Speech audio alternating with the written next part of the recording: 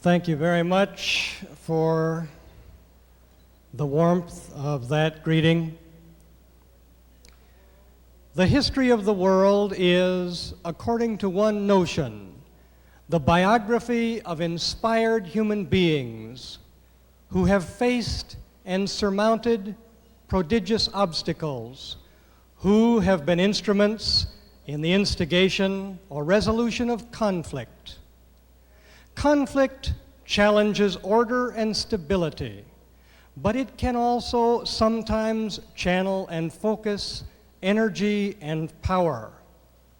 Conflict can be a destructive force, but not all conflict is regressive. Frederick Douglass said, "The whole history of the progress of human liberty shows that all concessions yet made to her august claims have been born of earnest struggle. If there is no struggle, there is no progress. Those who profess to favor freedom and yet deprecate agitation are men who want crops without plowing up the ground. They want rain without thunder and lightning.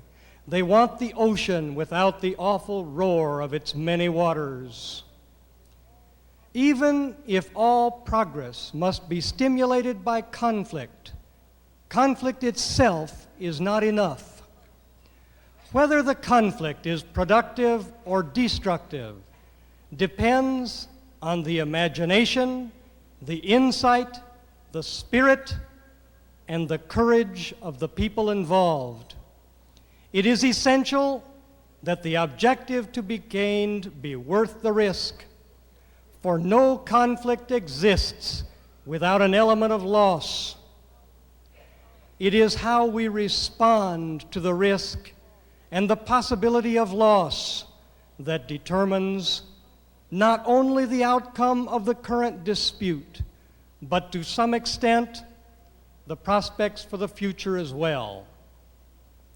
If we are so timid that we are unwilling to let our convictions compete with those of others, and if we fail to support our convictions with reason, effort, and resources, then progress can never be ours. But if we recognize that the history of the world must include the biography of inspired human beings, be they blind or sighted, who have faced and surmounted prodigious obstacles, then a future with greater opportunity than we have ever known, both for us and for society as a whole, is an achievable goal. Much of the world's history has been written without us because, until recently, we had not developed the mechanism to handle conflict. But we will be absent from the biographer's notebook no longer. We have created the vehicle, we are collecting the resources, and we have certainly found the will.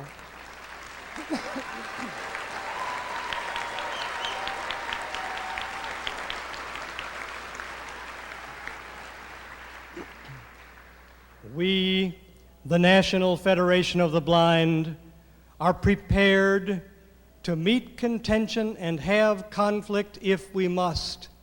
But our purpose must be seen in perspective. We recognize that, even for the winner, all conflict has within it an element of loss. We recognize that the potential gain must equal or outweigh the risk. And above all, we recognize that progress cannot come without conflict, even for those who want peace. But with that understanding and in that context, let me make one point unmistakably and irrevocably clear. We intend to have progress.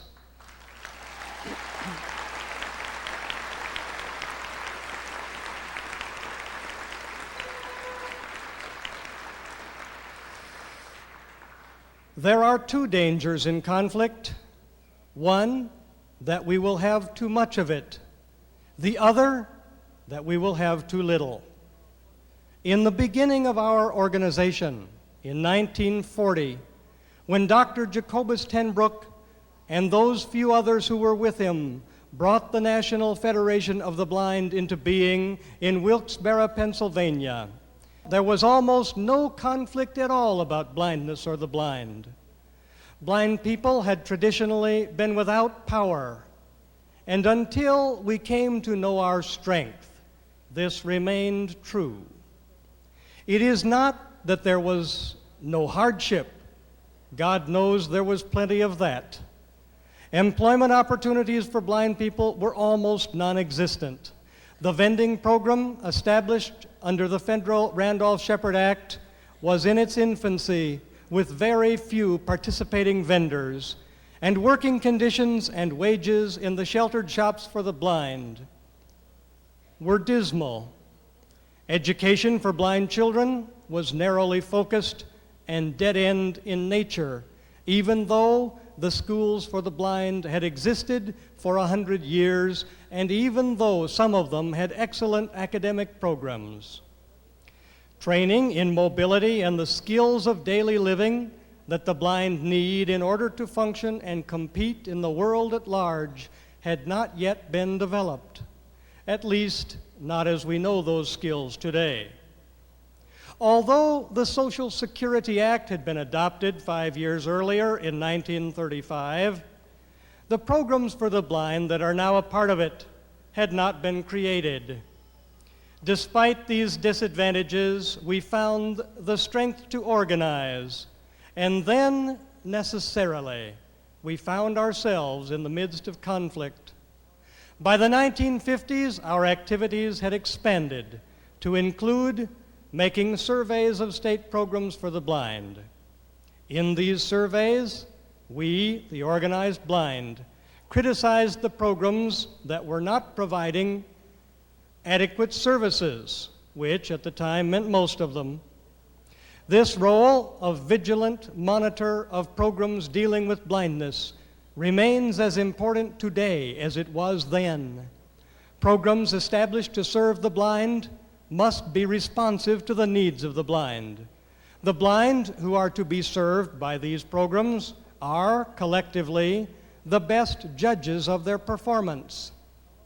However, some of the officials in the field of work with the blind had never imagined that the blind, the people they thought of as their clients, might try to speak and act and think for themselves. They believed that it was somehow inappropriate for the blind to examine the performance of the governmental and private agencies established to give them service. With our insistence that the blind have a right to a voice in shaping programs that affect their lives, there came a heightened awareness of the Federation, as well as increasing controversy. If there was to be any progress at all, how could it possibly have been otherwise? During the decades that followed, conflict within the field of work with the blind ebbed and flowed, but it was always present. Most of the time, the disputes involved the organized blind on the one hand and officials of governmental and private agencies for the blind on the other. By the late 1980s, however, the bitter clashes that had so long characterized matters dealing with blindness had diminished to such an extent that they had become, if not non-existent, then certainly muted. What happened to cause this alteration? And of even greater importance, what does the change signify for the future? If there is no conflict, there can be no progress. But we must always keep in mind that the first great danger in conflict is its potential for destructiveness, the risk that it may get out of hand and eliminate the good along with the bad. We must, however, with equal clarity, remember the second great danger inherent in conflict. just as destructive as the first, and perhaps more threatening, certainly more insidious, because it is usually not recognized, that there may be too little of it, that the total absence of controversy may signify stagnation. The trick, then, is to strike a balance, the minimal amount, enough, but not too much. Is the apparent diminution of controversy an indication that the creative spirit regarding blindness and the blind is gone? Although confrontation within the field of work with the blind is no longer one of its principal characteristics, conflict regarding blindness still exists. The basic misunderstandings about blindness and the blind have not been totally eradicated. There are still many among officials of agencies for the blind, among the members of the general public, and even among the blind themselves who believe blindness means inferiority, that the loss of eyesight is equivalent to the loss of productive capacity. This means that conflict, although not always represented by confrontation, is still very much with us. However, there are also an increasing number of people who recognize that blindness is not the devastating affliction that at one time it was almost universally thought to be. This alteration in the perception of the nature of blindness has largely occurred because of our strength and our activities, because of the determined efforts of the National Federation of the Blind.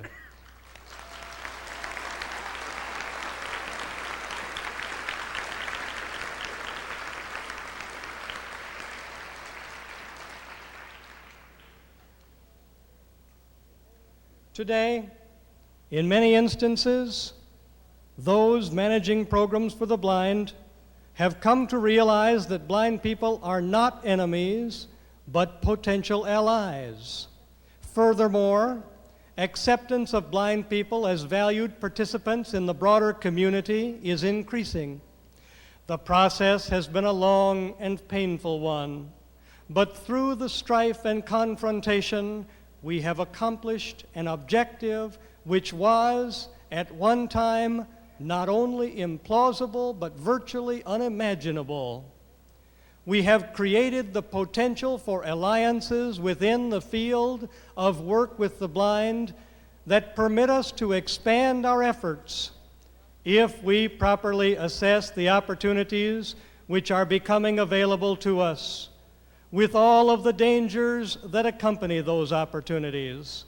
And if those involved in programs for the blind can bring themselves to make the same assessments, we will no longer face the disadvantage of constant abrasive conflict within the arena of blindness.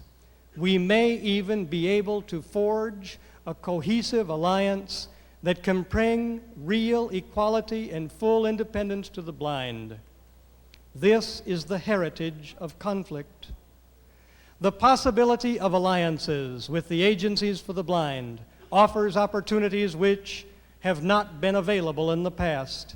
But if those alliances come, they will not come without danger. Those who join alliances must, of course, have a shared objective, a mutual understanding, and a common bond.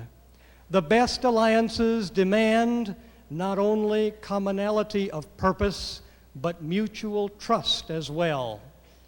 If we let the agencies trust us, we must be prepared to trust them. If we engage in alliances with others, we accept and promote, even if only passively, the positions they espouse and the actions they take. Consequently, we must guard against the danger of being bamboozled by the rhetoric of cooperation.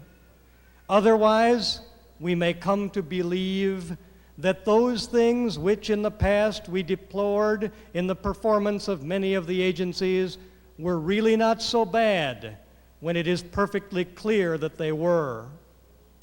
We may be tempted to assume that because we have formed alliances, it would be difficult or impossible to survive without them. On the other hand, if we are not quick on our mental feet, we may fail because of former conflicts, struggles that are no longer relevant, to take full advantage of the cooperation that might be achieved, despite all of the dangers that accompany our burgeoning relationships with programs for the blind. These growing interactions give us the opportunity for more progress than was formerly possible.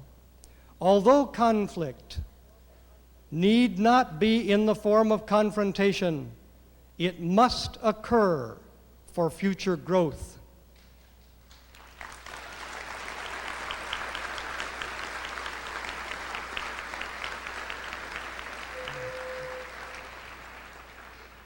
Therefore, if the agencies for the blind want to join with us, what are they prepared to bring to the table? Our agenda will always be action-oriented, and anybody who makes an alliance with us must be willing to help promote our projects and not just expect us to promote theirs.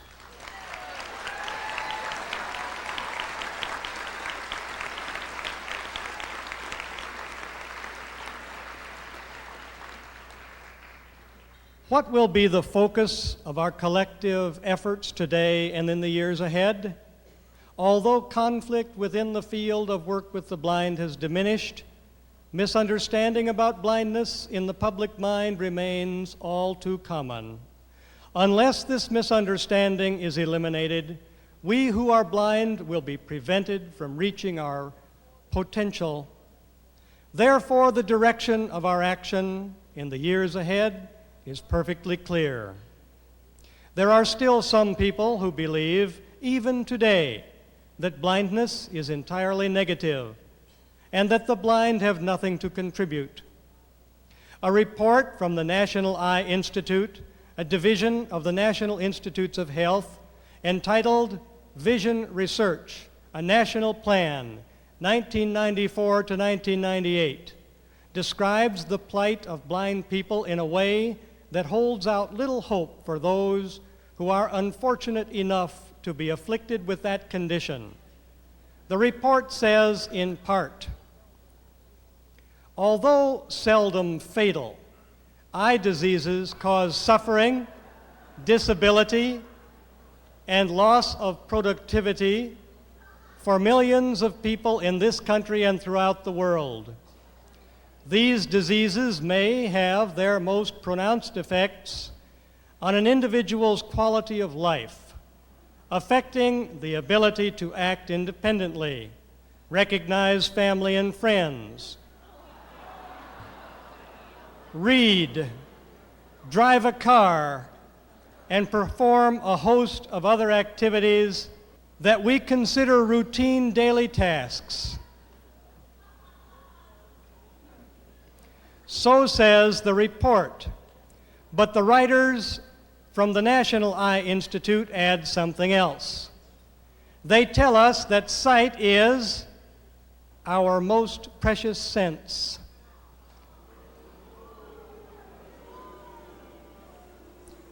It will come as no surprise that the report contains nothing about the abilities of blind people or the alternative techniques used by the blind. We who are blind,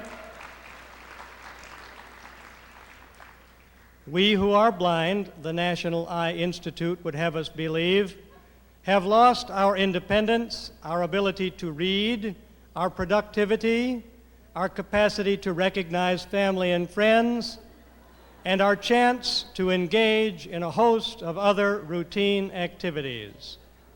There is one small consolation, though. Blindness may cause suffering, but at least, as these authors tell us, it is seldom fatal.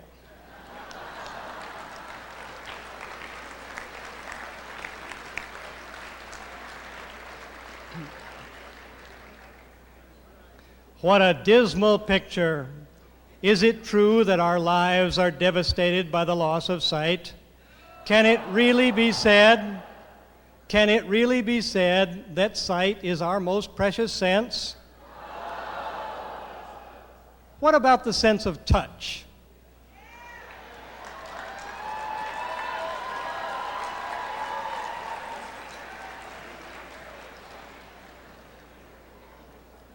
If we were totally without it, we would lose one of our greatest protections, the ability to feel pain, which really means the ability to survive, since pain tells us when our bodies are being injured by hot or abrasive objects, or when we are too cold or have eaten or drunk damaging substances.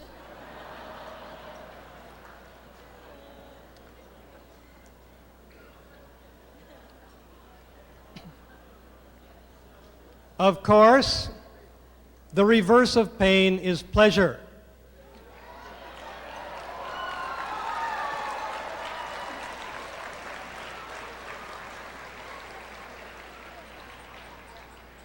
And certainly the sense of touch provides more of that than most of us have thought about.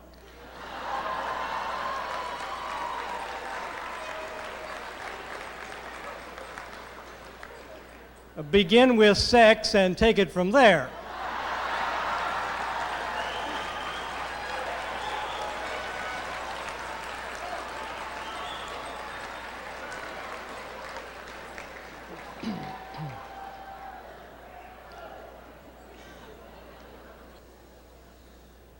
But all of this quibbling about which of the senses is most precious misses not only the meaning of the daily purpose for the blind, but the purpose of life for everybody. Life is more than the 5 physical senses. There are other senses, those that make us human. What about the sense of judgment, the sense of commitment to family and community, or for that matter, the sense of humor?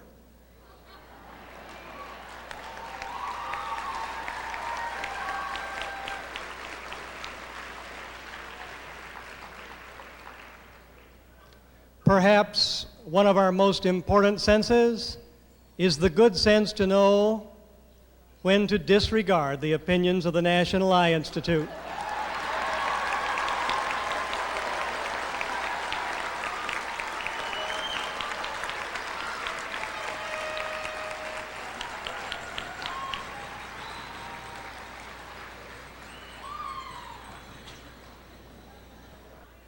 We are not saying that sight is of no importance. It is. However, sight is not the essence of life. It may be pleasant to see a face or drive a car or watch a sunset, but the absence of these things does not, in and of itself, cause mental imbalance, physical immobility, or economic destruction, nor does it rob us of pleasure or the capacity for a full life.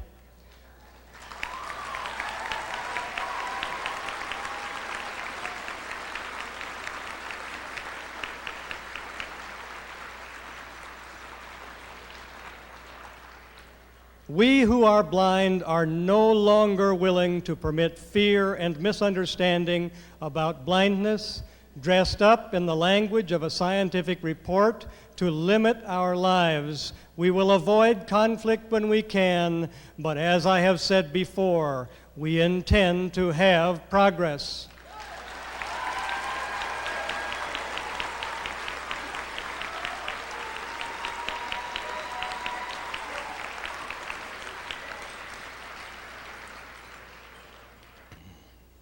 The research of the National Eye Institute has what might be called a sight bias. Without examining the fundamental reason for doing so, these researchers assume that those who possess eyesight will do well, and those who are without it will not. These researchers are not the only ones who conduct business from this point of view. Here, for example, is a report from the Baltimore Sun for August 10, 1994. Some scholars, the article says, believe that most audiences tend to hear what someone says first with their eyes. The research on how listeners process vocal messages shows that 55% of the impact is visual, 38% is vocal, meaning the tone of voice, and 7% is verbal, says Andrew Wolven, chairman of the Department of Speech and Communication at the University of Maryland, College Park.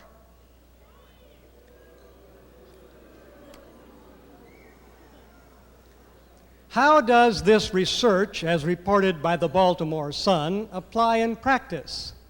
If only 7% of a message arrives verbally and 38% is conveyed by the tone of voice, does this mean that the blind are deprived of the remaining 55%? What about sighted people who talk on the telephone?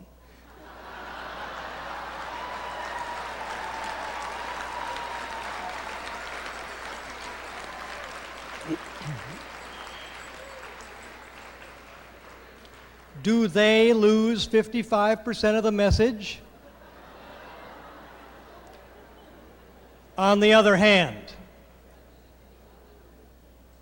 do blind people, being deprived of sight, concentrate more fully on the language being presented? Is the visual information, all 55% of it, a distraction from the real meaning of the speaker? You can argue it both ways, and the Arkansas Gazette demonstrates this.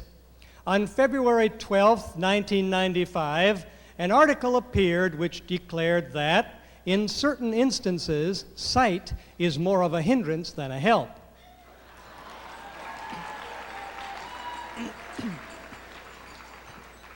The paper reported in part, a study published recently says the best chance of catching a lie is when you're not distracted by how the liar looks.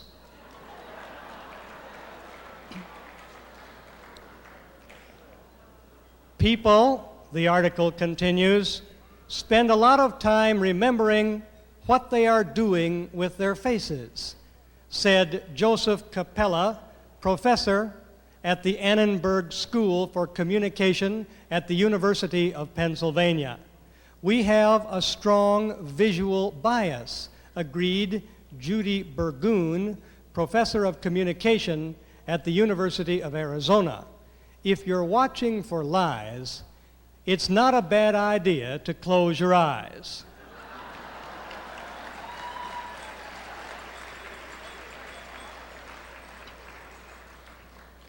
This is the report from the Arkansas Gazette, and following its logic, it may be argued that the blind, not being distracted by the visual image, get more out of a speech or an audio presentation than the sighted. This possibility is reinforced by a scientific study being conducted by the National Institutes of Health. According to a report drafted in the winter of 1995, the visual cortex of a blind person's brain is activated by non-visual stimuli. Even though our hearing is no different from the hearing of the sighted, perhaps a larger segment of the brain of a blind person is used to process auditory information, which means that the processing is done with more efficiency, more speed, and more analytical power? Or does all of this speculation miss the point? The need to gather information is as important for the sighted as it is for the blind, and as important for the blind as it is for the sighted. Human beings are inventive. They use alternative channels to get the same information. As long as the knowledge is obtained, it makes very little difference what mechanism is used to get it. Our experience demonstrates Our experience demonstrates that the blind can compete on equal terms with the sighted, and those who describe us as lacking in perception because of our inability to see, or for that matter, as having more of it because we don't, have a lot to learn.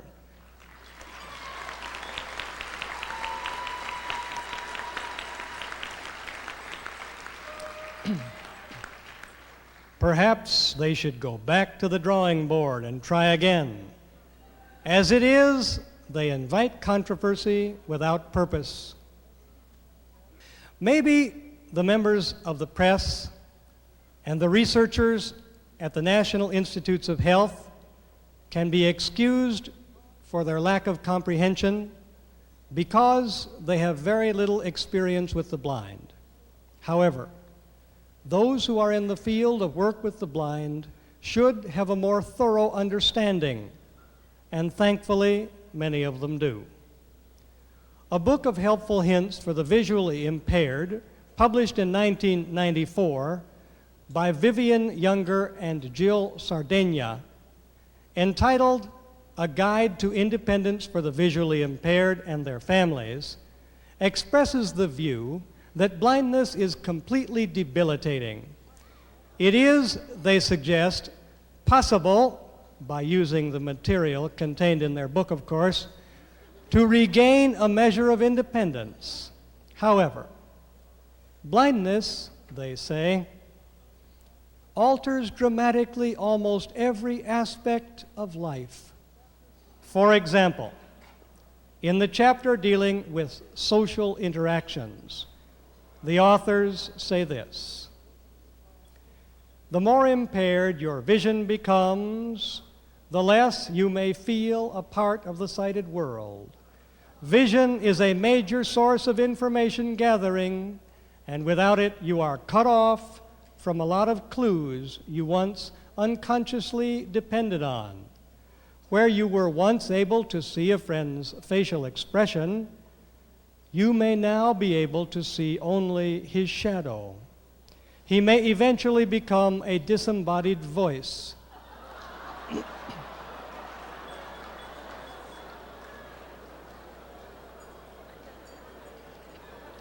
You also may, the publication continues, feel detached from your own body.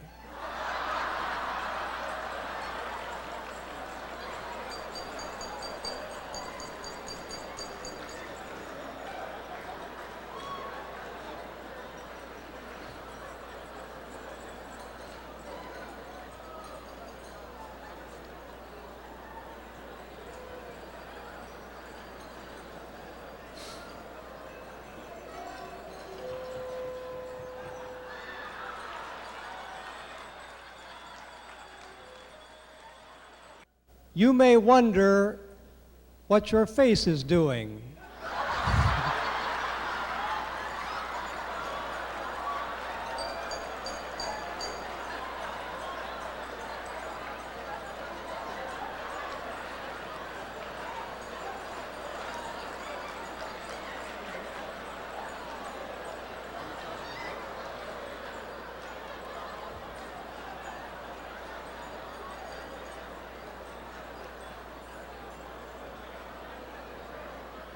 You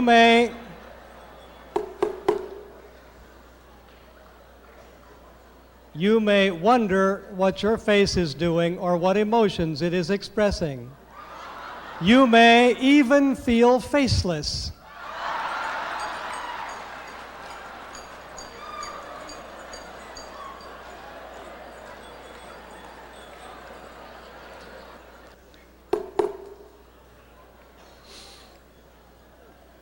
I interrupt the narrative to ask, can they really believe it? I have heard many bizarre experiences ascribed to the blind, but I have never before in my life known anybody to believe that blind people become detached from their own bodies and unconnected with their own faces.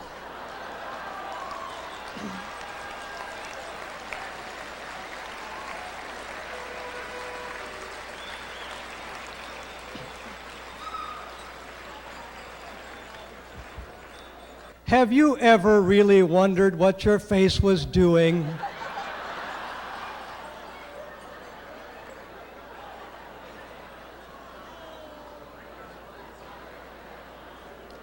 Yet,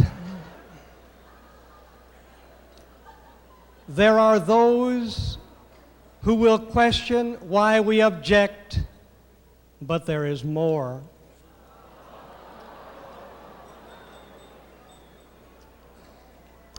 How, ask the authors, do you deal with these problems and start becoming reoriented to the world?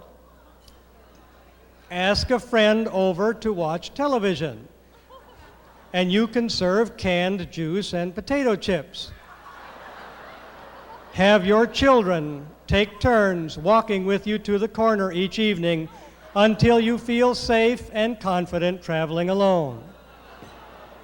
You can call family members and say, "We're having a change of menu. I'm serving pizza and soda this week. And, by the way, can you pick up the pizza on your way over?"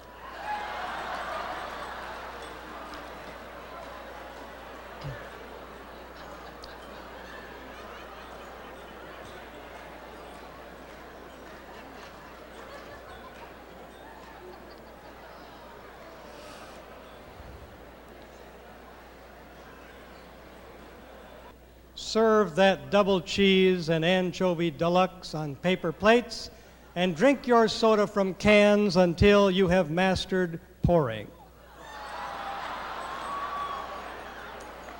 This is the advice given in chapter 10, and it speaks for itself.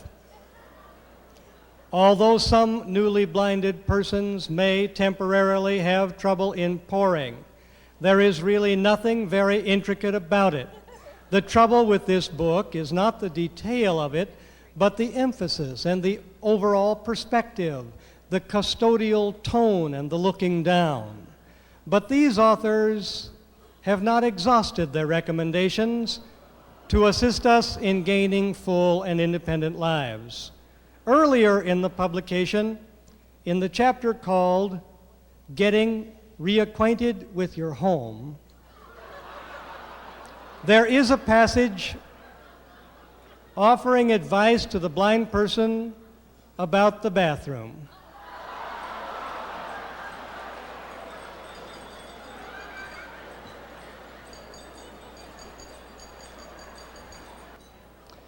If I hadn't read this myself, I would have found it hard to believe. See how this strikes you. The authors say, "It is unavoidable. You will need to find your way around the bathroom almost immediately."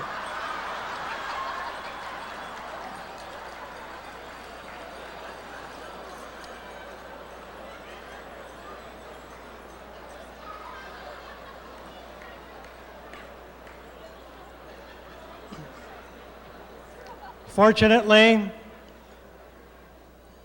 because it is small, and because we often use it in the dark, the bathroom may be the easiest room in the house to get accustomed to with little or no vision.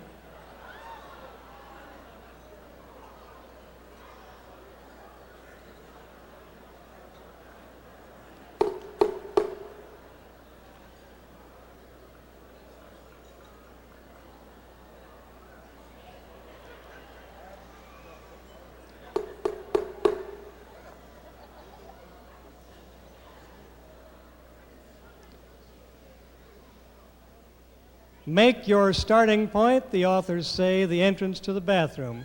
I interrupt to ask, where else would you make the starting point? But back to the text.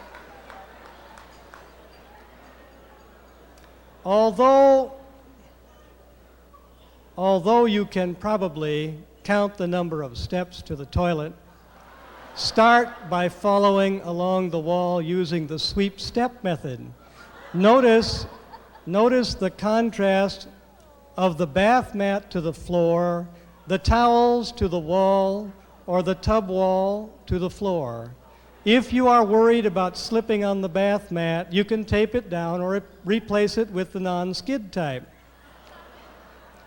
This is what the authors say. And again, the trouble is with the emphasis and the talking down. If a person is elderly and frail, then he or she, whether sighted or blind, may be concerned about slipping on the bath mat and may want to tape it down or replace it with the non-skid type. But age is not mentioned. It is blindness. And as all of us in this room know, blindness has absolutely nothing to do with slipping on a bath mat.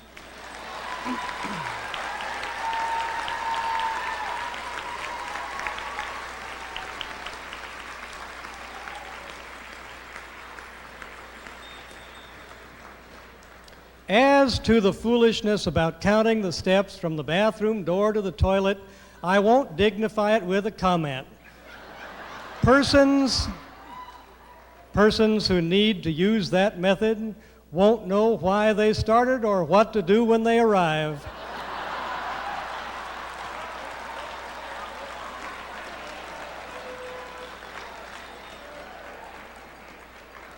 As to trailing the wall with a sweep step method, forgive them, Lord, they know not what they say.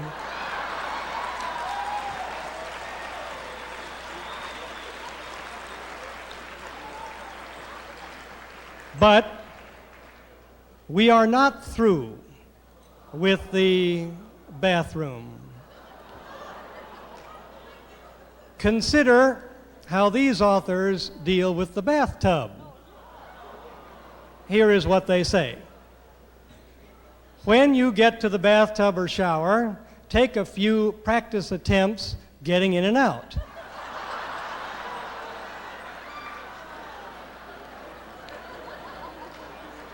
If you have trouble getting into the tub, face the wall and brace yourself against it with your hands for support. Next, feel with your knee for the top of the tub. While holding onto the wall, step up, over, and into the bathtub.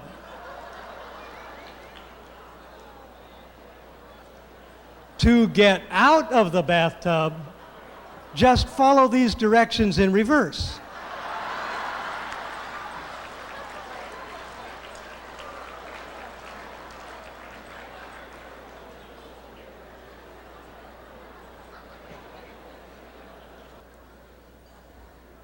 This is the advice from the guidebook for those who have become visually impaired. It was published in 1994. Is all conflict in the blindness field at an end? Don't you believe it? But before we leave the bathroom, here is one final hint from the authors. The biggest problem you will probably ever have in the bathroom, they say, is finding the toilet paper.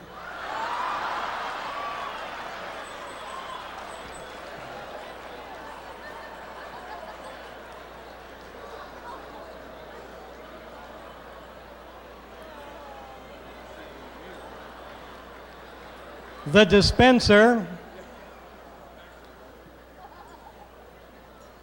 dispenser is often located in the most inconvenient and illogical place. So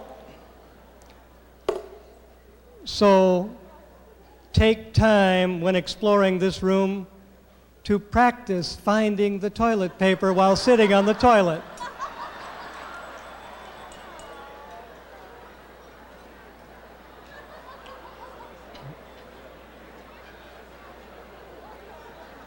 I remind you that the authors are speaking about the exploration of the bathroom in your own home? How often have you lost the toilet paper dispenser? How much practice is required to find it? You may even have designed the layout. With self-proclaimed experts like these offering advice to the blind, is it difficult to understand why we sometimes face attitudes which question our initiative, our judgment, our competence, and our very capacity to be full citizens and human beings? How should we respond, even though all conflict has within it an element of loss? We cannot accept this erroneous description. It must and it will be challenged. We have created the vehicle to handle conflict.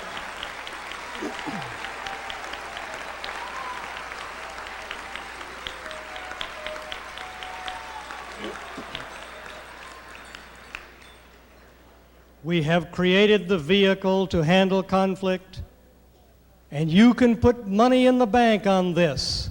We intend to have progress.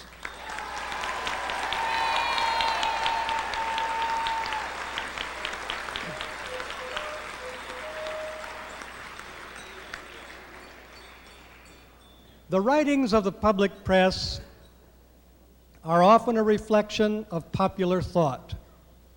A report from the Denver Post on December 18, 1994, describes the reactions of a veteran reporter when visiting a program for young blind children. This emotionally charged feature, entitled "Brightening the Lives of Blind Babies," says, "Their mysterious dark world is full of danger and unimaginable challenges. They hear voices but cannot see faces. They hear music but cannot see the band play. They must learn to walk without ever having seen someone take a step. They must learn to grasp without ever having seen a hand. They must learn to read without ever having seen a word. They must learn to eat without ever having seen a spoon. They are blind babies." That's what it says. And it just gets you right here, doesn't it? Whether it's little kittens, little hungry, sore-pawed kittens, or whether it's a blind baby who has to learn to walk without ever having seen somebody else do it, the emotion just drips and the tears come rolling after. As Mark Twain said in another context, "Great legend, great lie, pass on."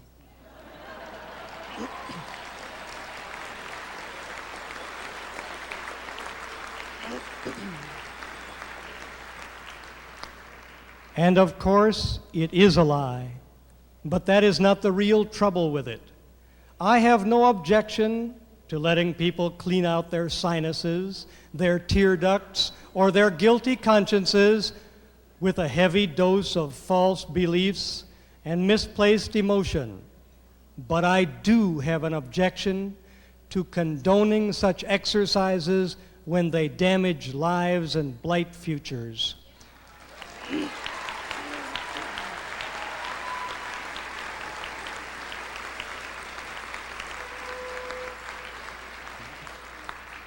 And in this case, that is exactly what is happening. Of course, blind children learn to eat without ever having seen a spoon, and they continue eating that way for the rest of their lives, along with a knife and a fork into the bargain. Most of us here in this room have done it tonight, but we haven't mixed tears with our gravy. And that goes for the sighted among us, too. Have I been too hard on this reporter? Not at all. Listen to more of what he says. "Nothing in 30 years of journalism, 3 decades of seeing misery and sorrow and suffering on 5 of the Earth's continents had prepared me for the emotional impact of this assignment. When I first walked into the room, the sadness overwhelmed me. I stood there, a veteran journalist who isn't supposed to get choked up, and I fought back tears. So, have I been too hard on him? You bet I haven't. As any blind person with an ounce of sense knows, and most sighted people too, if it comes to that, this is a bunch of disgusting twaddle.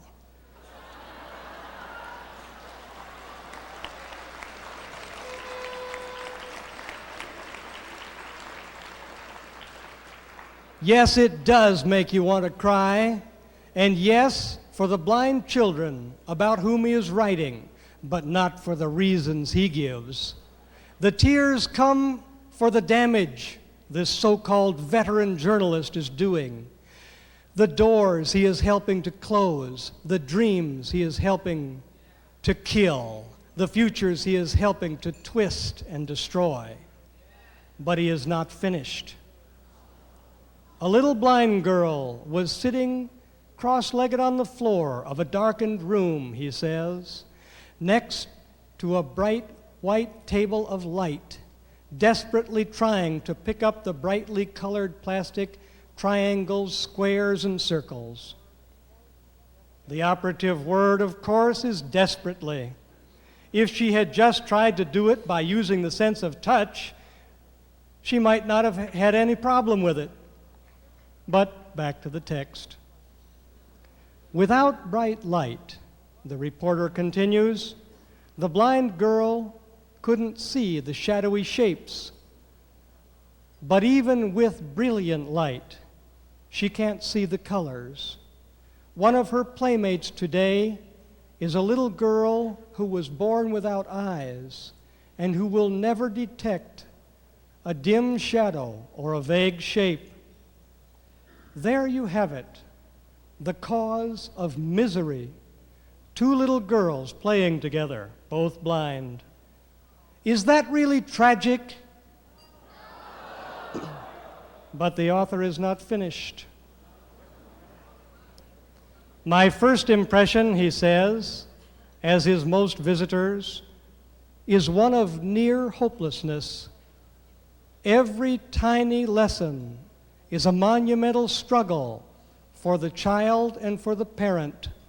Learning how to pour milk into a glass can take years.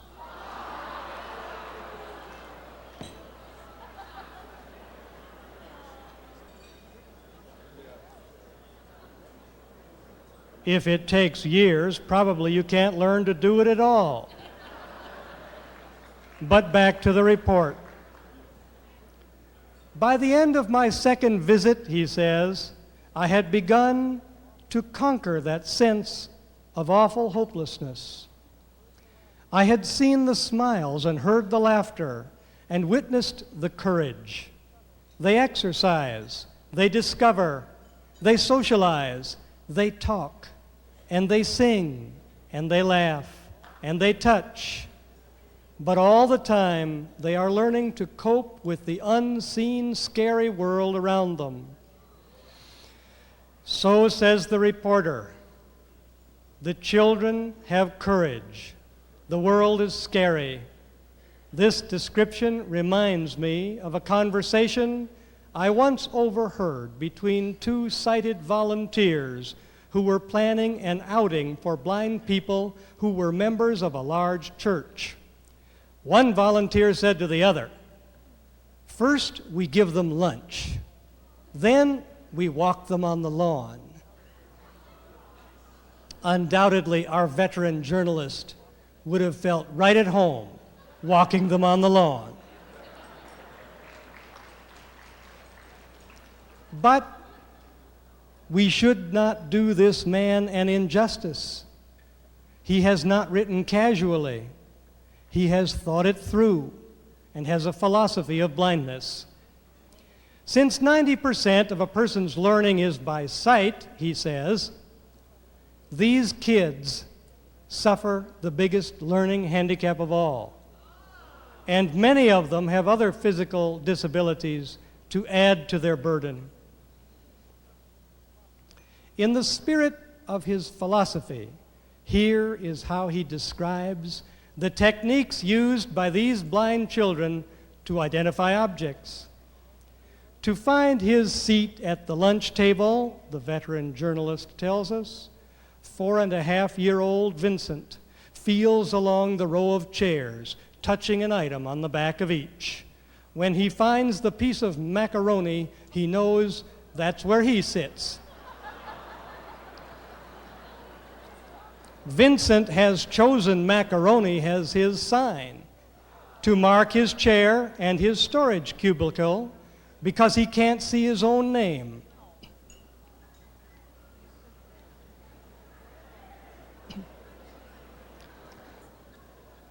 Does it occur to you to wonder what stimulated this tear-jerking piece of trash? Well, the answer is not hard to find. The article appeared a week before Christmas, and the program for the blind in question was being hyped to receive donations from the 1994 charity drive then being conducted by the Denver Post. The final portion of the article is thoroughly appropriate in the context. Here is what it says.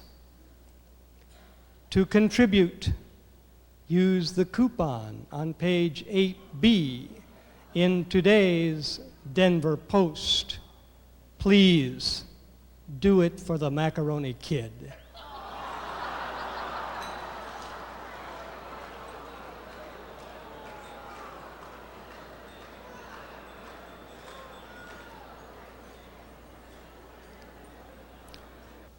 So that's the Christmas present the Denver Post gave to the blind of the nation last year.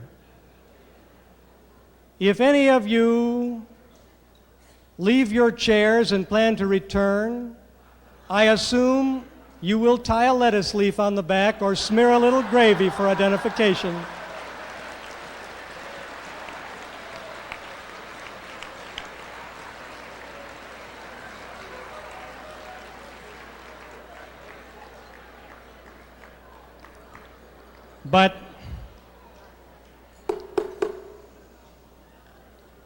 But enough of this foolishness. In reality, it isn't funny. We are dealing with something that is as sinister and as serious as the lives and destinies of us all. The fact that most people won't see it that way doesn't lessen the damage. It makes it worse. As to the Macaroni Kid, he won't thank the Denver Post as he grows up, or if he does, there will truly be cause for tears and pity, tragedy indeed. His chance for a full life will be much enhanced if articles like the one I have just quoted cease to be written. And here is where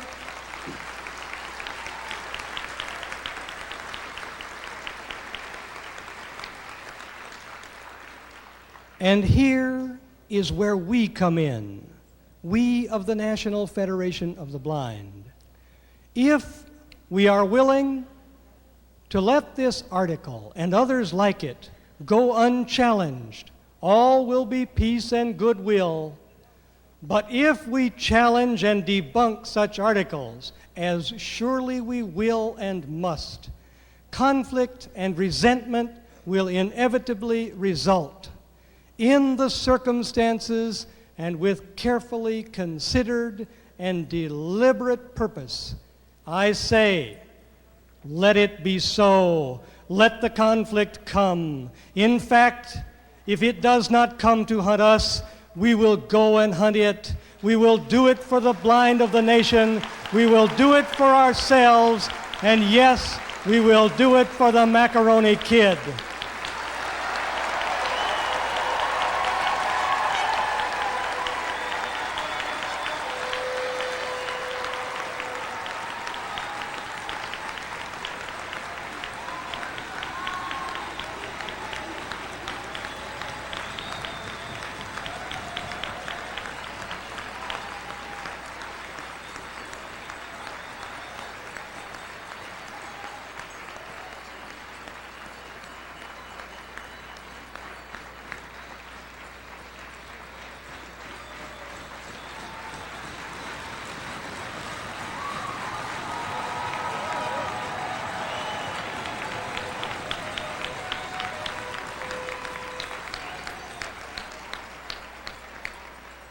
He deserves better than he got, and we will help him get it.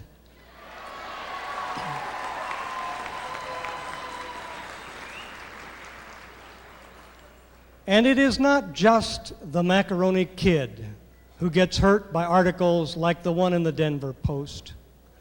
This spring, as I was preparing for the convention of the National Federation of the Blind, I received a call from a woman who was clearly in a state of agitation.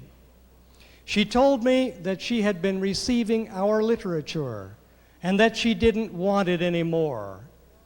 From the tone of her voice, I could tell that she was extremely upset. I asked her what the trouble was, and she responded by telling me that she had asked in the past to be removed from the mailing list to receive our literature and our monthly magazine, the Braille Monitor, and that she could not have this literature coming to her home. She said that her children would see it. I said that our literature might be of help to her, and she said, I realize that, but my children are not dumb. They will know. With real reluctance and great sadness, I removed her name from the mailing list. This woman is becoming blind. We had been sending her our literature because she clearly needs it. However, she thought that she could hide her blindness from the members of her own family, and she felt the need to do so.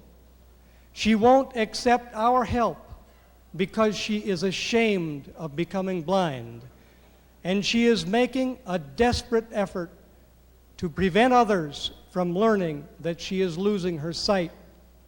She wants to keep this from her children. She wants to protect them from the shame, and she wants to hide. With such an attitude, this woman is destined for failure. Such is the result of articles like the one in the Denver Post. Such is the predictable fate of the macaroni kid unless we can change it. Such is the tragedy of blindness. Such is the challenge for all of us. As I have said, we in the Federation will avoid controversy when we can, but we will meet it when we must. We have the vehicle to handle conflict, and we know how to use it. We know that all conflict contains an element of loss, but that without conflict, there is stagnation, there is no progress. And one thing is certain, we intend to have progress.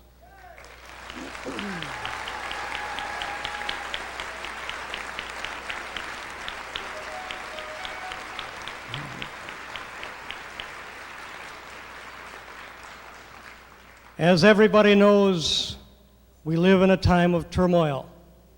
The federal government is re-examining its role in programs for the blind, and the state governments are doing the same. So is the private sector, and so are we. A few years ago, many of the groups of the disabled, including some of the blind, seemed to think that the Americans with Disabilities Act would solve all, or at least most, of our problems. But we in the Federation never felt that way, and we don't feel that way now.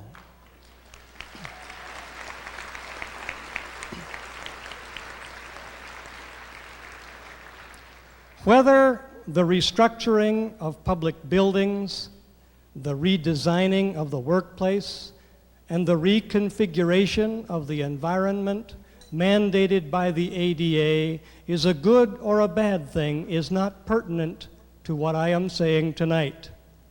What is pertinent is this.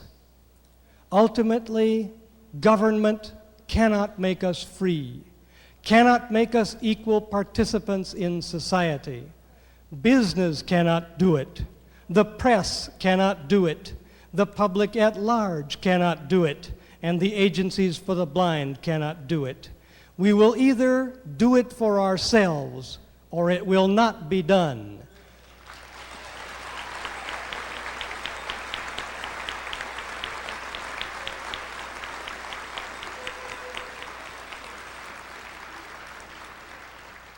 Others can help, and certainly they can hinder.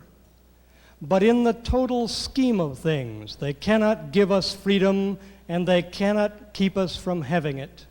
We have come too far for that. We are too strong, too determined, too well organized, too knowledgeable about our own needs and strengths, and too close to the final goal to allow it to happen. I want to be clearly understood. We are not seeking unnecessary conflict, and we are not trying to belittle the importance of the help which agencies for the blind and the general public can give. Without goodwill and understanding on the part of the public, we can't make it. But the same is true of every other segment of society. I believe we will have public goodwill and understanding because we will work for it and earn it.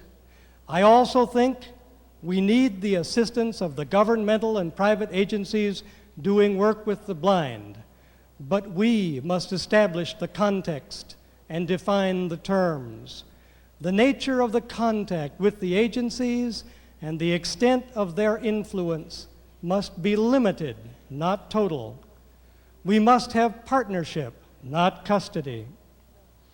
There is still much to be done as we move from second-class status to first-class membership in society. Certain representatives of the press, some of the scientific community, the remaining misguided, self-proclaimed experts in the field of work with the blind, and even some of us who are blind, hold outmoded notions that look to yesterday instead of tomorrow. But with all of our problems, we are making more progress than we have ever made, and our future is bright with hope. As to our relationship with agencies for the blind, conflict has diminished, and increasingly, we are considering alliances and turning outward to broader confrontations. This does not mean that all conflict inside the blindness field is finished or that it will not recur. It simply means that we are making progress. We take pride in our heritage, both in the progress and in the conflict which was necessary to achieve it. What we have done has worked. Look about you tonight for the evidence. We, the blind, have come here in our thousands. We have come from every part of the nation. We have come with our hopes and dreams. We have come to reaffirm our unity and purpose as the strongest collective force for growth in matters dealing with the blind. We have come not only to remember the past, but to plan for today and to build for the years and the decades ahead. We have come with the knowledge that we possess the capacity to meet the challenge. As we have repeatedly said, we want no strife or confrontation, but we will do what we have to do. Our future is in our own hands, and it has never looked better. If we do not go the rest of the way to full membership in society, the fault will be ours, not somebody else's. We can ask no more. We will accept no less. And make no mistake, we intend to have progress. My brothers and my sisters, let us make it come true.